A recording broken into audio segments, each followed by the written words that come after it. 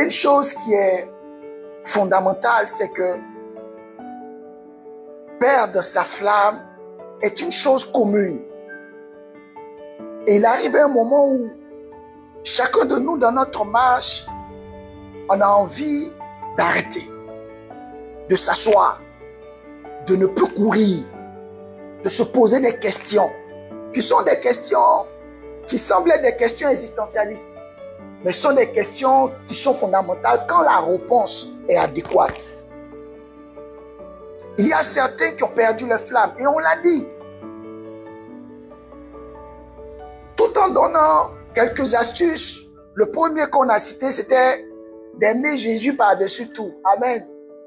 Et ça, j'ai eu des retours dessus où j'ai eu des questions, comment le faire, comment ne pas le faire, comment aimer Jésus. C'est pas évident, c'est vrai. Mais Jésus, dans sa parole, a dit quelque chose. Pendant que les Sadducéens, après avoir constaté que Jésus avait rendu au silence les pharisiens, les Sadducéens ont voulu le tenter, alors ils ont dit une chose. Mais selon toi et selon la loi, quel est le commandement le plus grand? Et Jésus leur fait sortir quelque chose d'exceptionnel. Il leur dit, tu aimeras le Seigneur ton Dieu de tout ton cœur, de toute ton âme, de toute ta pensée. Et il continue, ce qui est intéressant. Il dit, et il y a un second commandement, parce que celui-là est le premier. Il y a un second commandement qui lui est semblable. Et quand on dit semblable, ça veut dire que qui est égal à ça. Il dit, tu aimeras ton prochain comme toi-même. Et donc, je disais tantôt que si quelqu'un veut aimer Dieu de tout son cœur, il faut qu'il soit capable d'aimer son semblable comme lui-même. Il faut qu'il soit capable d'aimer son prochain comme lui-même. Et c'est en ce moment-là que vous allez commencer à aimer Dieu pleinement comme il le souhaite. Vous savez, Dieu a pris le temps de m'enseigner certaines choses dans ma marche et j'ai compris un certain nombre de choses. Le deuxième point que je vais aborder avec vous, c'est parce qu'on a parlé de tout ce qui était attitude qu'on devrait avoir pour pouvoir animer cette flamme. La première était aimer Dieu. La deuxième, on va le lire dans Matthieu le chapitre 16 et nous allons discuter. Matthieu le chapitre 16, je vais vous lire ça. Matthieu le chapitre 16, je vais vous lire le verset 24. Voilà ce que la Bible dit. Matthieu chapitre 16, verset 24. La Bible dit ceci. Alors, Jésus dit à ses disciples. C'est important de le noter parce que ce point-là change la donne. Jésus n'était pas en train de parler à la foule. Jésus n'était pas en train de parler à des inconnus. Jésus n'était pas en train de parler à des personnes étrangères qui ne le connaissaient pas, ou du moins qui ne savaient pas qui il était. Jésus parlait à ses disciples, des gens pour qui il allait sur la montagne. Il a prié toute une nuit. Il est descendu, il les a choisis. Jésus n'a pas choisi ses disciples comme ça, à la volée. Il les a choisis après cette montée sur la montagne pour prier. Donc, chaque disciple qui a été choisi selon l'esprit et selon que Jésus le voulait. Les 12 n'ont pas été choisis au hasard. Alléluia. Bien qu'il y a certains dont on en entend parler, non. Dont on ne sait pas ce qu'ils ont bien pu faire. Ils avaient une importance dans le groupe et ils géraient un équilibre dans le groupe. Alléluia. Alors, Jésus, ayant choisi ses disciples, décide de leur parler. Ça veut dire que Jésus n'était pas en train de parler à la foule, mais Jésus parle à ses disciples. Des gens comme Pierre qui ont tout abandonné, qui l'ont suivi. Des gens comme Matthieu qui travaillaient, collecteurs d'impôts, qui ont laissé et qui l'ont suivi. Des gens comme Jean et Jacques, deux frères, les fils de Zébédée, qui ceux-là étaient en train de s'instruire auprès de leur père, qui leur transmettaient un héritage concernant la pêche, a vu le monsieur et ont décidé de laisser leur propre père et de suivre un inconnu. Des gens qui ont fait des sacrifices. Parce que quand vous prenez Pierre, Pierre était quelqu'un qui avait une famille. Il a laissé sa famille parce que la Bible nous parle de la belle-mère de Pierre.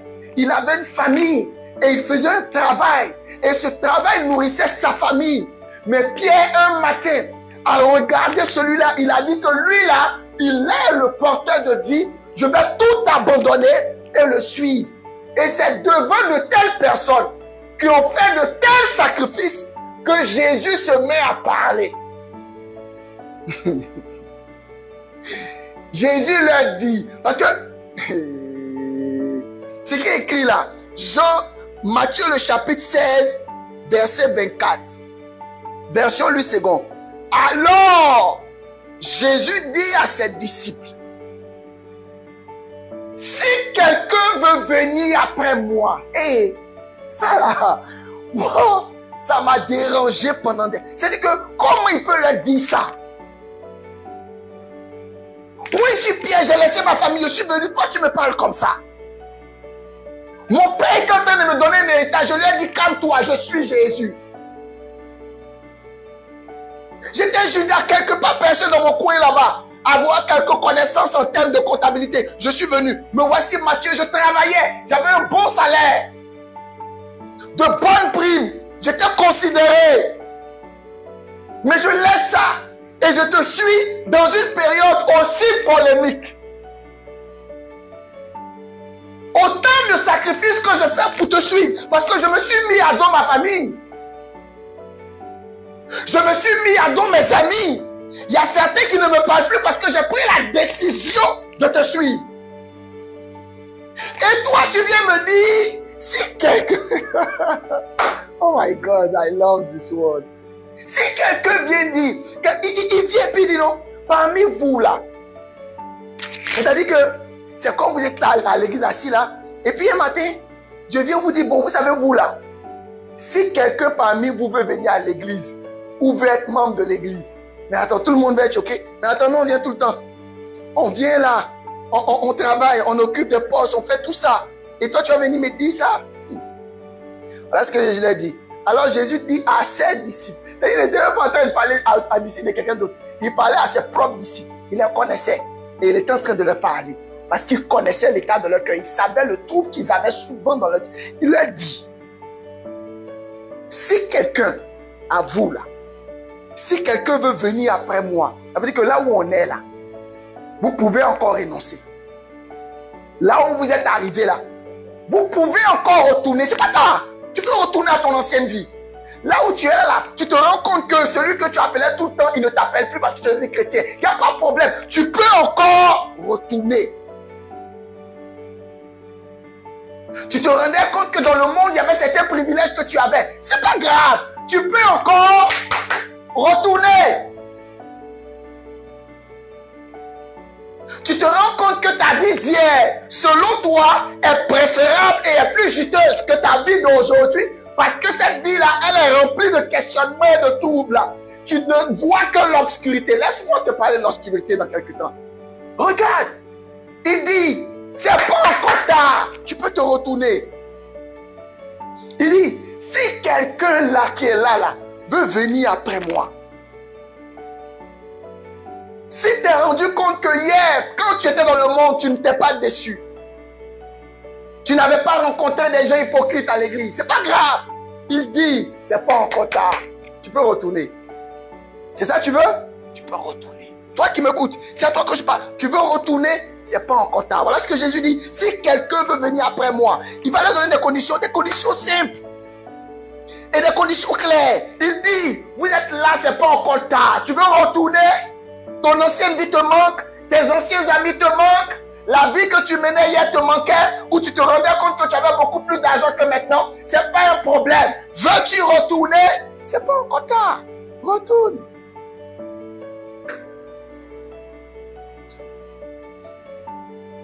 Il dit, si quelqu'un veut venir après moi, qu'il renonce à lui-même, qu'il se charge de sa croix et qu'il me suive.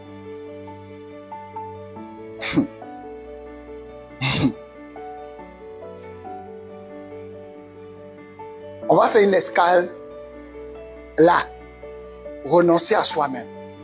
Vous savez, d'abord le renoncement même c'est quelque chose de difficile. C'est-à-dire quand tu es dans quelque chose qui te donne un sentiment de paix, de tranquillité et un certain équilibre, et qu'on te demande de laisser, ça c'est compliqué. C'est la raison pour laquelle vous voyez que les hommes ont une tendance à retourner dans le péché. Parce que renoncer au péché est une chose qui techniquement sur le plan humain est compliquée. Parce que nous sommes attirés, selon que la Bible dit dans Jacques, par notre propre convoitise. Et quand notre convoitise est amorcée, elle produit le péché qui, lui, quand il est consommé, il fait quoi? Il donne la mort. Donc, nous sommes attirés par notre propre convoitise. Donc, en réalité, toute la bataille du péché, ce n'est pas une histoire de Dieu a dit, il faut faire ça et puis on ne fait pas ça. Non, c'est notre convoitise. Donc, quand quelqu'un s'écrase de propre convoitise, il lui est difficile de renoncer. C'est difficile. Aïe, aïe, aïe. Ça, je vous parle de laisser quelque chose qui te donne un sentiment de bonheur. Un sentiment. Je dis bien un sentiment, un semblant de bonheur. Ça, il faut laisser. Ce que j'aime chez Dieu et chez le christianisme, c'est que le christianisme n'est pas fondé sur des fidèles qui sont purs et irréprochables. Non. Mais notre christianisme est fondé et est basé sur un Dieu qui, lui, est saint et irréprochable. Voilà la différence entre nous et les autres. Parce que nous, là, Dieu n'attend pas qu'on soit saint. Non, il nous prend comme ça.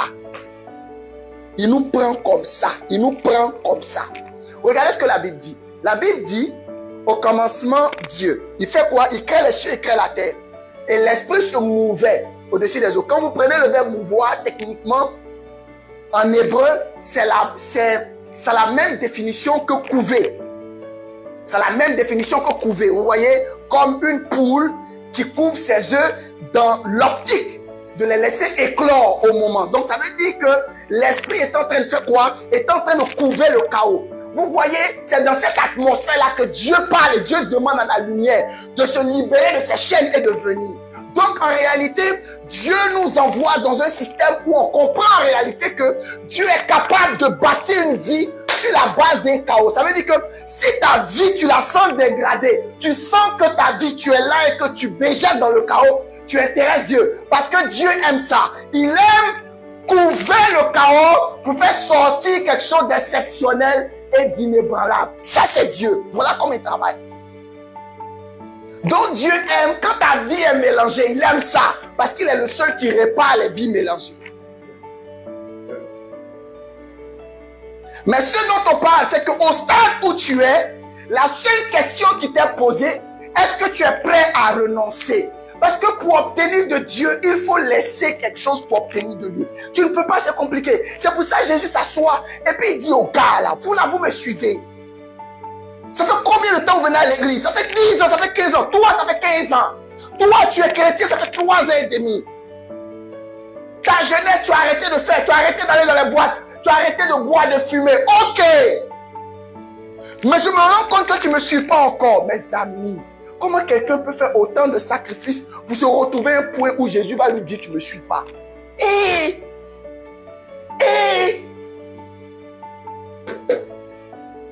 la raison pour laquelle, mes gars, la problématique là, c'est pas qu'est-ce qu'on fait, c'est qu'est-ce que le gars là dit de nous. C'est là toute la problématique. Donc il a dit, si quelqu'un ici là veut venir après moi, en réalité, c'est que si cette personne veut suivre ma voie, veut venir derrière, veut être en train de poser un pas quand je pose un pas, soit être en train d'être capable de réfléchir comme moi je réfléchis, de parler comme moi je parle, d'effacer la honte et de parler de moi avec autant de gaieté, de respirer la joie comme moi je respire la joie. Il dit, la première condition, c'est de renoncer à toi-même. Je vous ai dit que renoncer même déjà une chose assez compliquée. Ouais, quand tu aimes quelqu'un et puis on te dit non, tu veux la paix, renonce à la personne. Vous avez vu dans des situations, souvent on arrête des trucs qui se sont passés même dans des pays où on dit non, vous deux là, on ne peut pas vous marier. C'est un amour impossible. Vous vous souvenez, non? On dit non, si tu veux vraiment donner de l'honneur à notre famille, renonce à cette personne que tu aimes là. Et vous voyez que c'est en ce moment-là que vous allez voir que l'esprit de l'homme est réfractaire. L'homme n'aime pas qu'on lui dise de ne pas faire ça. Parce que c'est ce qu'on lui dit de ne pas faire là qu'il fait. Je suis juste en train d'établir une parallèle pour faire comprendre à quelqu'un que Quand on dit renoncer même à quelque chose, c'est compliqué. Mais lui, il nous dit, c'est même pas quelque chose qu'on renonce, c'est de renoncer. C'est-à-dire que toi, tu es là, non, tu te vois, tu sais que tu existes. Parce que tu n'as pas besoin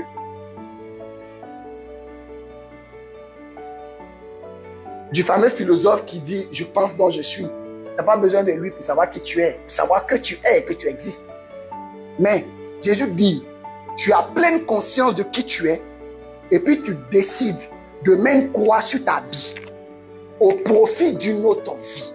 Parce qu'en réalité, renoncer à soi-même, ce n'est pas renoncer à soi dans le vide. Non, non, non, non. C'est comme quelqu'un qui court sans objectif. Tu vas finir par t'épuiser parce que tu ne sais pas où est la ligne d'arrivée. Tu ne sais pas quel est le but de ta course. Tu ne sais pas pourquoi tu cours. Tu ne sais pas tu cours pour qui. Tu ne sais pas la raison pour laquelle tu cours. Quels sont les différents carrefours. Tu roules comme ça. Et quand tu cours comme ça, tu vas finir par t'épuiser. Et le découragement va te tétaniser. Tu vas t'arrêter. Il dit, quand tu renonces à toi, c'est pour un but. Pour lui. Pour le suivre.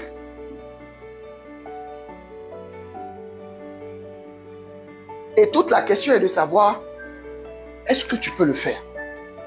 Si tu le fais, gloire à Dieu. C'est tout ce que Dieu demande. Mais renoncer à toi, c'est un processus. C'est pas aujourd'hui tu te réveilles et tu te dis, bon, comme c'est lundi, Seigneur, je renonce à moi lundi. Est-ce que samedi va venir te retrouver dans le renoncement? Parce que c'est ça le truc. C'est ça. C'est ça, mes amis. Vous qui me suivez, c'est ça. Renoncer, c'est ça. Tout est dans le temps. Vous vous souvenez de la parabole, je crois, dans Matthieu chapitre 25, je pense, hein, la parabole des 10 vierges, c'est ça, non? Elles sont 10, on les choisit et elles ont un but, c'est manger avec l'époux. Donc on les prend là, elles font un casting de fou. On les prend là, on les sélectionne avec des conditions vraiment épineuses et strictes. On les prend, on les met dans une salle, on leur dit, bon, désormais, vous vous coupez du monde entier. Vous n'avez qu'un seul but, comment manger avec l'époux. On va vous apprêter pour ça. On trouve des eunuques là qu'on prend, qu'on lave, qu'on nettoie. On va les laver. C'est-à-dire que si elle avait un sale comportement, on travaille son comportement. Parce qu'on dit que quand tu manges avec l'époux, il y a une manière. Elle n'a jamais mangé avec une fourchette. On lui dit, ok, quand tu manges, il faut que la fourchette soit dans telle direction. Ce verre qui est là, c'est un verre à vin. Ce verre-là, on boit que du vin dedans. Et quand tu bois le vin, il faut laisser ta lèvre inférieure toucher le verre. Ne bois pas comme ça au boulot, on ne boit pas le vin comme ça. On le sirote, on le sifflote. Et ça, on leur apprend ça pendant des jours et des jours. Madame, quand tu te lèves le matin, ta manière de marcher, comme si tu es perdu, ne marche plus comme ça. Ta démarche désormais doit être splendide. Quand on te regarde de loin, on doit savoir que tu es quelqu'un ou tu es quelqu'une qui mérite de dîner sur la table du roi. Est-ce que vous vous rendez compte? Ils ont commencé à travailler les femmes. Les jeunes filles là, elles étaient toutes vierges. Donc il n'y a pas une qui dit qu'elle est supérieure à l'autre. Non. On leur enlevait toute leur... C'est-à-dire que tout le comportement et leur culture d'avant, on enlevait ça. Et puis on déposait la culture de now. Pendant des jours. Juste pour que leur nom soit sur une table. Enfin, on trouve leur nom sur une table. Donc imaginez, chacune d'elles représentait une nation. Représentait un peuple. Représentait des familles. Et toutes les familles n'attendaient que ce truc. Comment elles vont revenir? Elles vont nous expliquer comment se fait la nourriture. Comment se trouvent les trucs. Comment sont les cuillères. Elles doivent regarder parce que leurs yeux servent de caméra. Elles ont été témoins oculaires. Ou du moins, elles sont censées être témoins oculaires. Je vous ai dit que le renoncement, ce n'est pas lundi et puis mardi, c'est fini. Non, c'est continu. Alors, on leur donne à chacune des lampes. Il y a d'autres dedans à qui on a donné de l'huile. Certaines disent non, on n'a pas besoin d'huile. On sait, on nous a déjà expliqué lors de nos cours que techniquement, le monsieur va venir à telle heure. C'est à cette heure-là qu'il va venir. Donc, on n'a pas besoin de se charger. Déjà, même ma robe est longue. Je dois me... Si c'est compliqué, mes cheveux pèsent. J'ai venu encore prendre un peu d'huile. La Bible dit, elles ont toutes dormi de façon profonde. Elles étaient dans un sommeil profond. Le renoncement à soi-même, mes amis, c'est tout sauf du jeu. Elles sont dormies profondément. Et maintenant, on sonne le glas. on sonne la trompette, on leur dit que l'époux est là. L'époux avait pour objectif de dîner avec 10 filles. Le nom de chaque fille était à sa table, était devant sa chaise. Mais à une seule condition, que ta lampe soit allumée. Tu veux que ta lampe soit allumée? Apprends à renoncer. Tu ne dois plus exister. Tu dois être mort. C'est ça, renoncer. Les 10 folles, là, elles avaient des théories. On leur enseignait des choses. Tu sais, pour faire ça, il faut faire ça, il faut faire ça. Ça ne marche pas. C'est la vie au quotidien. Se battre au quotidien. Au profit de la vie de celui pour qui tu vis.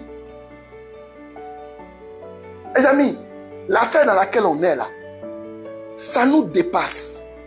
Je vous assure qu'il y a des jours, je n'ai pas envie de me retrouver ici pour vous parler. Il y a des jours, mon état de santé ne me permet pas de me mettre là pour vous parler. Mais ça dépasse ma tête. C'est un devoir. Vous comprenez?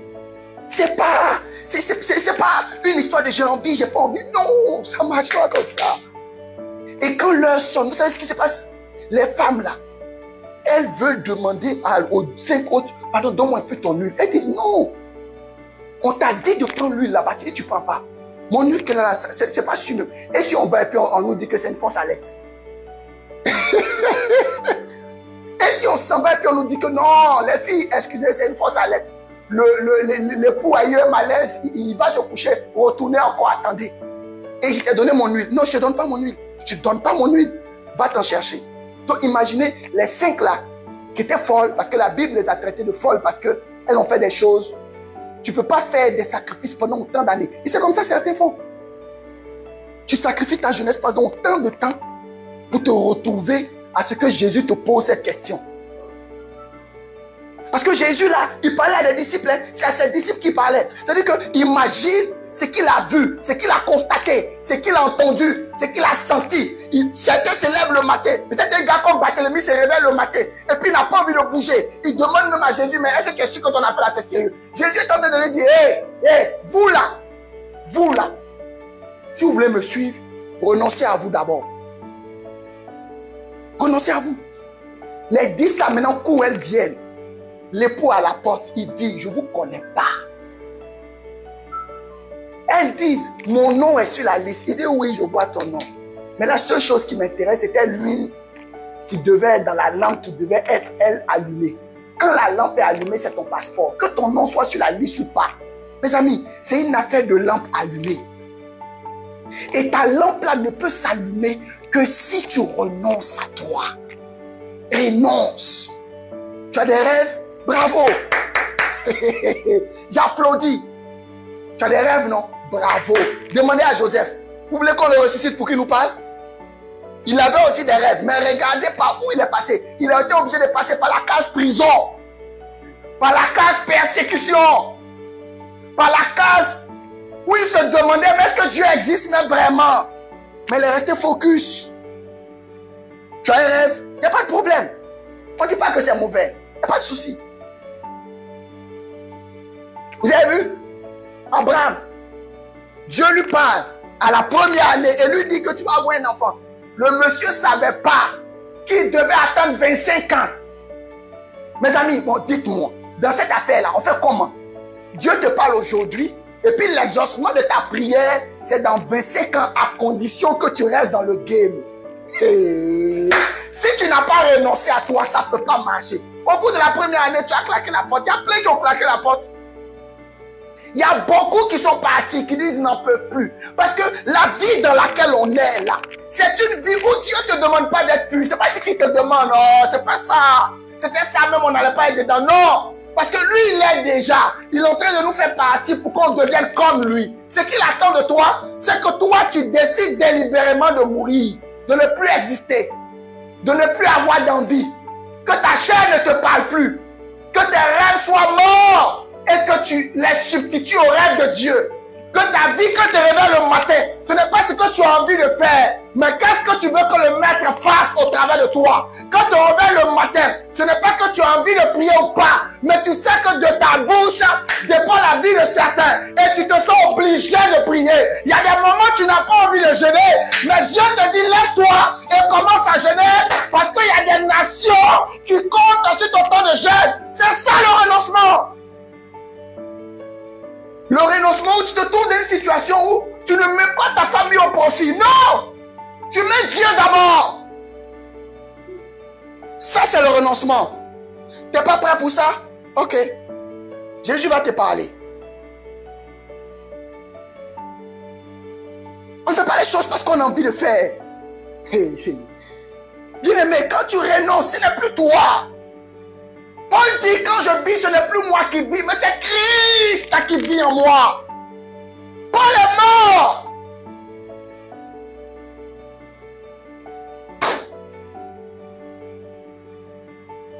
Tu veux rester sur la liste? Aïe, aïe, aïe. Renoncer. Mes amis, c'est pas le matin te lever prier, c'est pas ça. Souvent on a fait des prières mais qui nous arrangent. Est-ce que la prière qu'on fait là, ça arrange Dieu? Prenez un homme un matin. Dieu décide de sauver.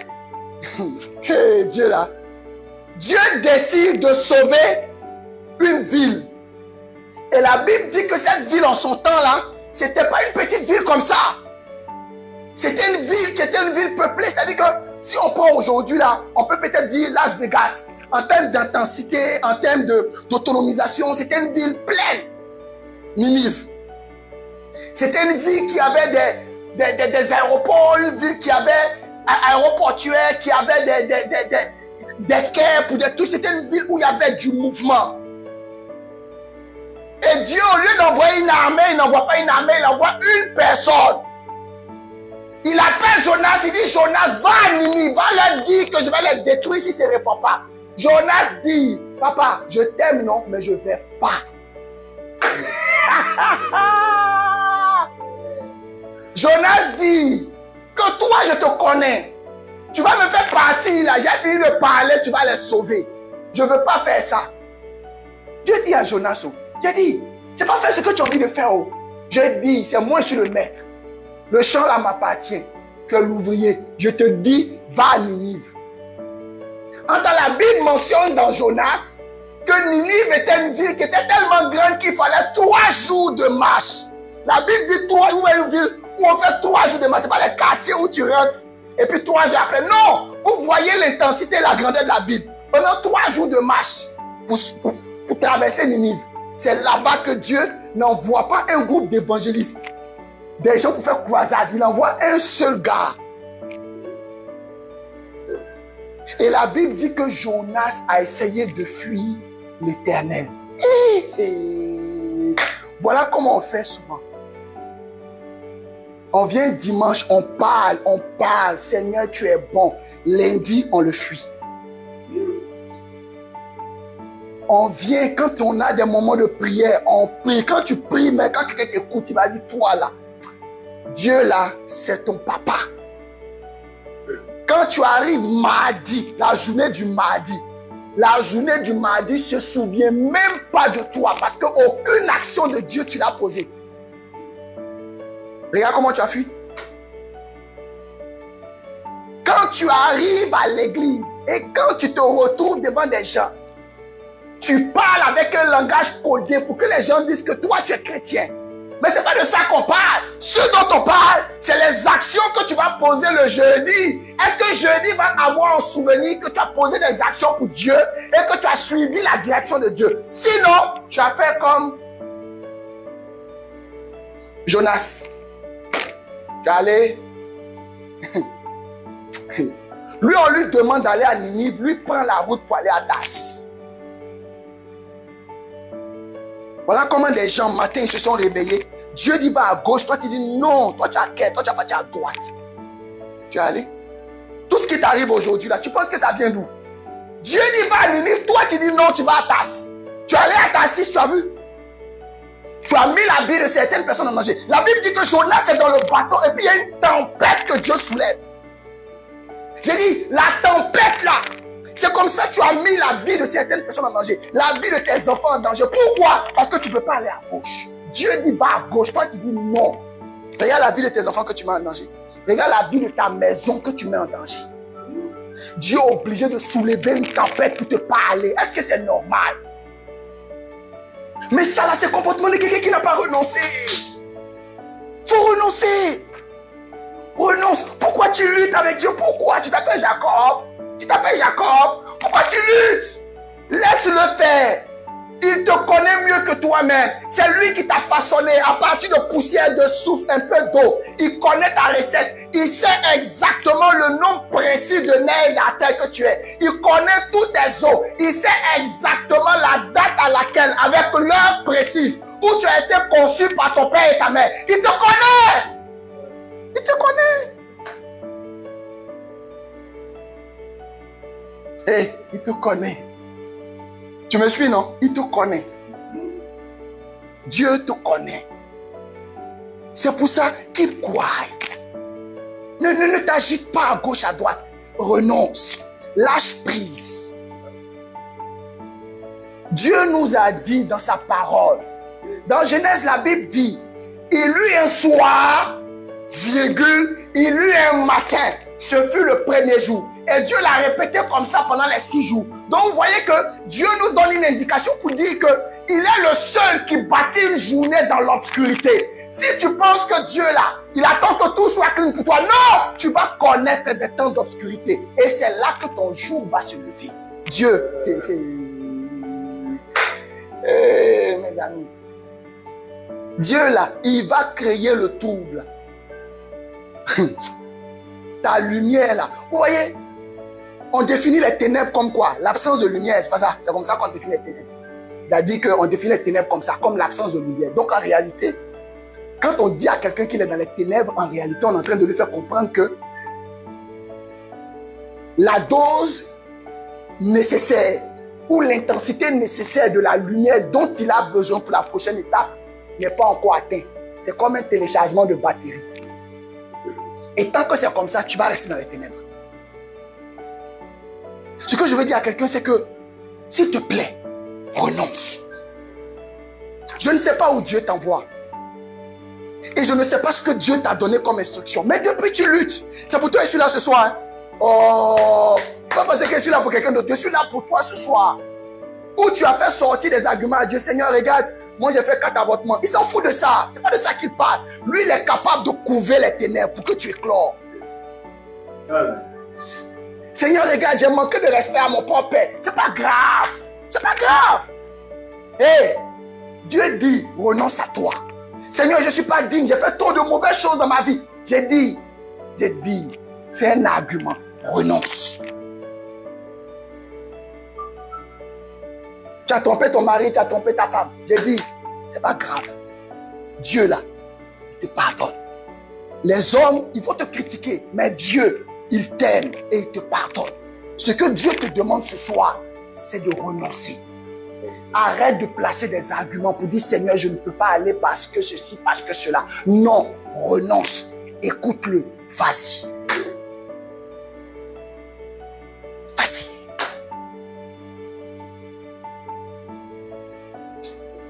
Vas-y, vas-y. Vas-y. Vas-y.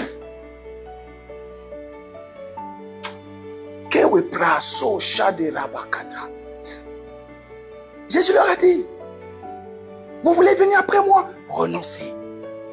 Les amis, la parole de Dieu là, c'est têtu, mais c'est là, c'est comme ça. On ne peut rien y faire. Elle a été éprouvée, elle est là. Ça veut dire que ça, c'est la vérité. Tu veux suivre le Seigneur. Ne donne pas l'impression. On ne simule pas là. Non, on ne simule pas. Il ne faut pas donner l'impression que tu es enfant de Dieu quand tu ne l'es pas. Non. Tu n'as pas encore accepté le Seigneur. Accepte-le. Parce que c'est la base. Accepte-le. Ce que les gens vont penser, c'est le problème. Tu es responsable aujourd'hui, tu ne te souviens pas avoir accepté le Seigneur. Prends un calme. Rentre dans ta chambre, accepte le Seigneur comme ton sauveur et ton Seigneur. Laisse ce que les gens vont dire. Tu ne te souviens pas de la date à laquelle tu as accepté le Seigneur. Ce n'est pas grave. Fais-lui allégeance. Il dit de renoncer à soi-même. Mes amis, tu te regardes, tu regardes tes envies, tu regardes ce que tu veux. Et puis tu dis non. C'est-à-dire tu consécres ta volonté et tu la mets sous une autre volonté. C'est ça se soumettre, c'est ça renoncer à soi. Et ça là, tu ne peux pas y arriver là comme ça, en claquement de doigts. C'est un processus. Mais il faut que tu inities le processus. Parce que ce n'est pas Dieu qui initie le processus. Non, c'est différent du brisement. Le renoncement à soi est différent du brisement. Le brisement, c'est Dieu qui initie le processus. Parce que tu es déjà dans sa main et Dieu désire de te briser pour faire de toi le vase qu'il souhaite. Mais pour entrer dans le game, il faut d'abord renoncer. Et ça, c'est une initiative personnelle que toi, tu dois prendre. Il faut le faire. Il faut le faire. Je te dis au fond de moi, je peux comprendre que tu vis des temps douloureux. Oui. Mais la nuit annonce toujours le jour. La Bible dit, il y eut un soir. La journée commence toujours la nuit. Il y eut un soir et il y eut un matin. S'il te plaît, ne laisse pas cette blessure de ton âme t'éloigner de ton Dieu. Non. Ne laisse pas le témoignage dédaigneux des gens t'éloigner de ton Dieu.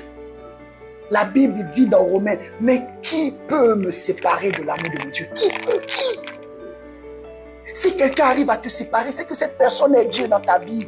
Comment tu peux laisser quelqu'un le faire appeler Dieu et te séparer de ton Dieu? C'est pas possible, ne fais pas ça. Amen. Les temps que tu vis là peuvent être difficiles, mais tiens bon.